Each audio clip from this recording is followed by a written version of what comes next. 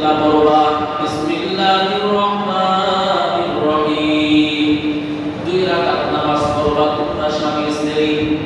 কিয়ামতটা কিন্তু শুধু ফাতেমাকে বলে নাই, কিয়ামত পর্যন্ত যত উম্মত আছে অভাবগ্রস্ত, অভাবী, চতুর্দিক দিয়ে অভাবী, রিজিকের অভাব, প্রত্যেকটি উম্মতকে আমরা শিক্ষা দিয়েছি।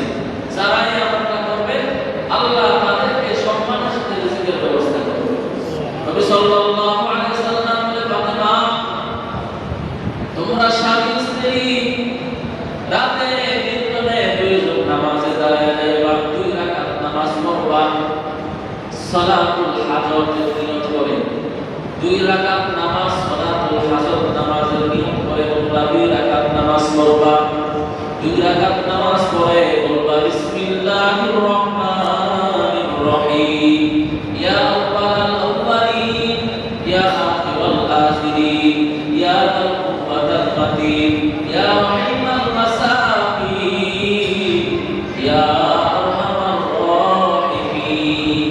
এই 5টা কালেমা, 1 নাম্বার ইয়া আউয়ালাল আউয়ালিন, 2 নাম্বার ইয়া আখিরাল আখিরিন, 3 নাম্বার ইয়া যাল কুওয়াতাল মাতিন, 4 নাম্বার ইয়া রাহিমাল মাসাকিন, 5 নাম্বার ইয়া আরহামার রাহিমিন।